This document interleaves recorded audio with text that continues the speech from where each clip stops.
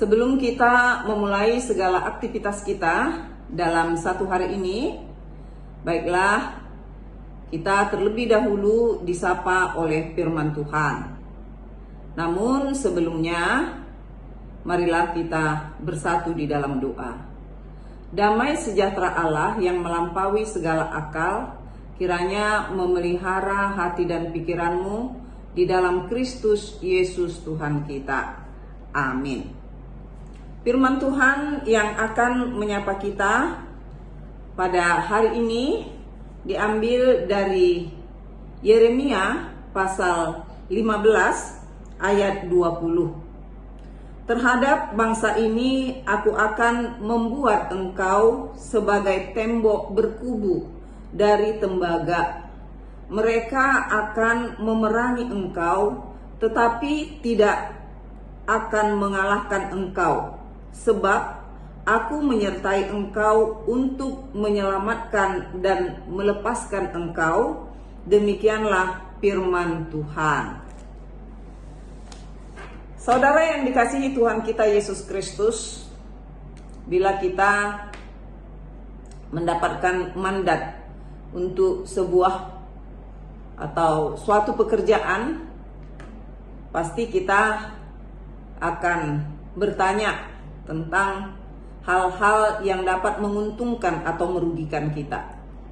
Kita akan bertanya berapa salarinya, lalu kemudian kita akan bertanya bagaimana dengan resiko pekerjaan yang kita terima dan lain sebagainya.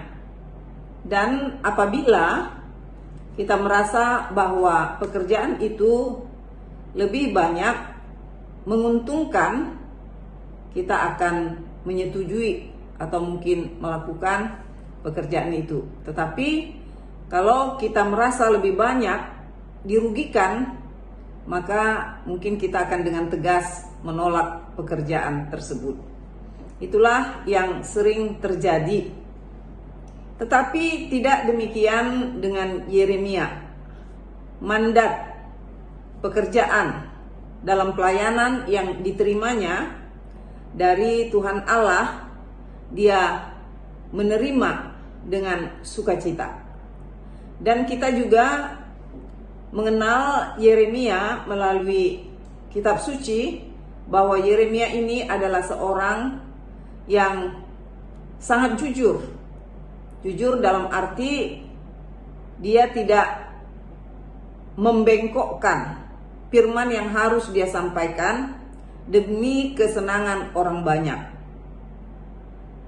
Dalam kehidupan kita sering sekali kita takut untuk berkata jujur apabila perkataan itu akan menyinggung banyak orang, walaupun yang kita katakan itu adalah suatu kebenaran. Maka kadang-kadang kita membengkokkan kebenaran itu untuk menyenangkan banyak orang. Jadi Yeremia tidak, karena Tuhan di dalam pesan-pesan yang disampaikan kepada Yeremia dan yang harus disampaikan oleh Yeremia kepada umatnya atau kepada Israel, dia jujur. Dia tidak mengurangi atau menambahkan pesan Tuhan yang akan disampaikan kepada bangsa tersebut.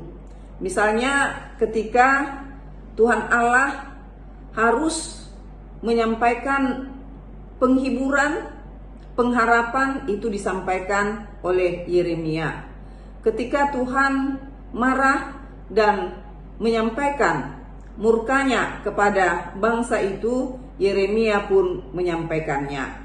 Misalnya pada Yeremia 15 ayat 3, di mana Tuhan berpesan kepada Yeremia 4 hukuman yang akan diberikan kepada umat itu. Aku akan mendatangkan atas mereka 4 hukuman, demikian firman Tuhan, pedang untuk membunuh, anjing-anjing untuk menyeret-nyeret, burung-burung di udara, dan binatang-binatang di bumi untuk memakan dan menghabiskan. Ini pun dia sampaikan. Jadi tentu kejujuran dan keberanian Yeremia ini mempengaruhi ketenangan di dalam hidupnya. Dia dibenci, bahkan dia juga dikatakan orang gila, dia juga disiksa. Semua dia terima demi pesan Tuhan yang memang harus sampai seutuhnya ke tengah-tengah bangsa tersebut. Untuk itu, melalui firman Tuhan pada pagi hari ini, di mana Tuhan Allah menyampaikan kepada Yeremia tentang bagaimana Yeremia yang menghadapi tantangan berat oleh karena pekerjaan yang disampaikan oleh Tuhan kepadanya. Dia masih juga mengatakan, misalnya ya, di Yeremia 15 ayat 16 dia mengatakan, apabila aku bertemu dengan perkataan-perkataanmu, maka aku menikmatinya. Firmanmu itu menjadi kegirangan bagiku. Jadi memang Yeremia itu dengan sukarela, Yeremia itu dengan ketulusan menerima mandat yang daripada Tuhan, dan dalam kegirangan dia katakan. Jadi dia dengan sukarela dan dia mengetahui makna dari pesan-pesan yang disampaikan oleh Tuhan. Dia mengerjakan itu, dia tahu apa maknanya di dalam dirinya maupun kepada banyak orang. Namun resikonya dia katakan, tidak pernah aku duduk beria-ria dalam pertemuan orang-orang yang bersenda gurau. Jadi kalau kita melihat dari perkataan ini, Yeremia ini seorang yang serius. Dia tidak duduk beria-ria karena memang situasi yang sudah sangat kritis, di mana umat Allah sudah tidak lagi setia kepada Allah. Ini adalah sesuatu hal yang sangat kritis sekali atas bangsa tersebut. Dia juga tidak mau beria-ria di dalam pertemuan orang-orang yang bersenda gurau.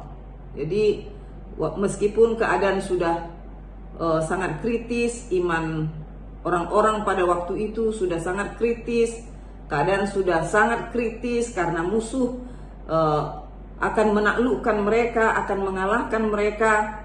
Jadi Yeremia sebagai hamba Tuhan, sebagai nabi Tuhan, dia tidak mau bersenda gurau, dia tidak mau beria-ria terhadap orang-orang di sekitarnya.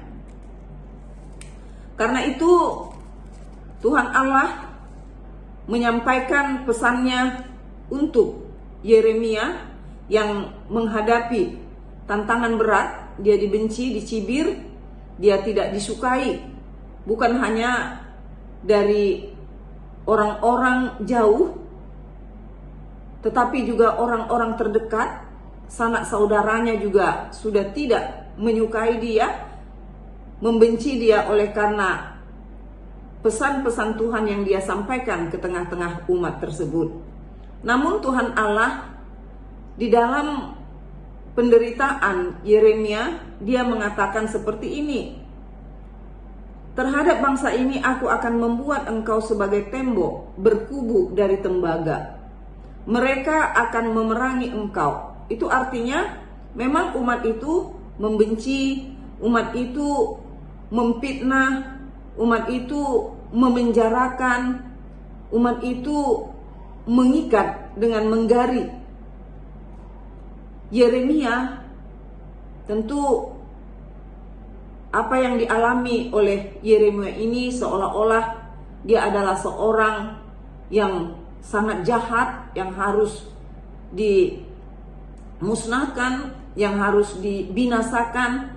Tetapi Tuhan Allah mengatakan, meskipun mereka itu membenci Yeremia, tetapi Tuhan Allah membuat Yeremia bagaikan tembok berkubu dari tembaga. Meskipun mereka memerangi Yeremia, tetapi tidak akan mengalahkannya, sebab Tuhan Allah menyertainya. Jadi seperti itu juga saudara-saudara yang dikasihi Tuhan kita Yesus Kristus, di dalam hidup kita sebagai anak-anak Tuhan. Sesungguhnya Tuhan memberi mandat kepada kita untuk berkata jujur di dalam kebenaran.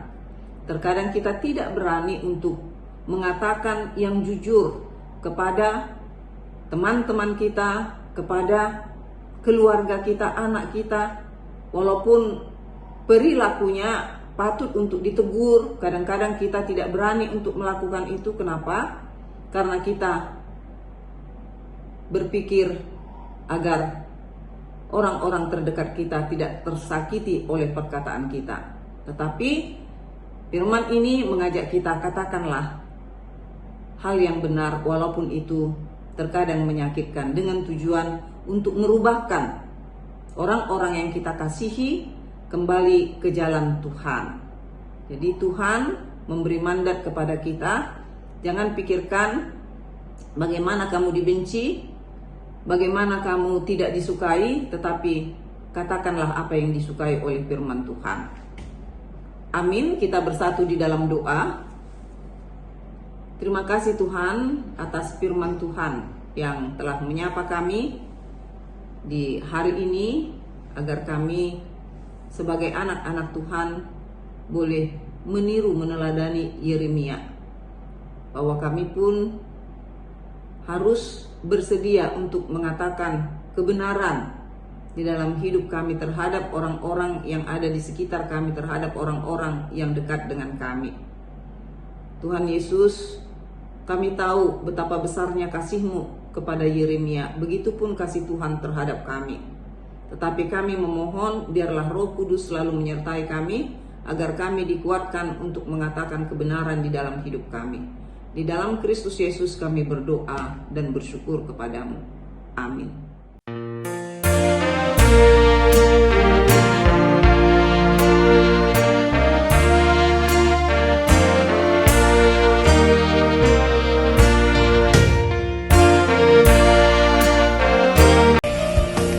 Shalom Mamang Inang, kakak abang, ruas HKBP Pejuang.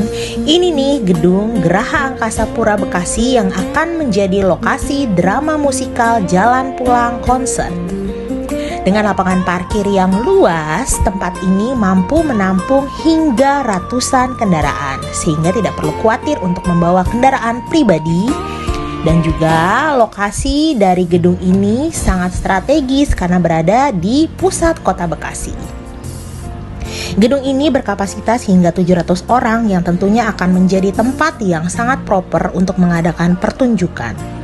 Dengan panggung, lighting, dan sound system yang megah akan membuat drama musikal Jalan Pulang begitu berkesan di hati jemaat HKBP Pejuang. Semua cast, drama, dan paduan suara dari anak sekolah minggu hingga remaja juga akan terlatih kepercayaan dirinya untuk menampilkan bakat yang dimiliki. Jadi, makin penasaran kan untuk nonton drama musikal konser Jalan Pulang? Yuk, Amang dan Inang bisa membeli tiketnya di panitia, juga di Sintua masing-masing. Ditunggu kehadirannya. Dadah!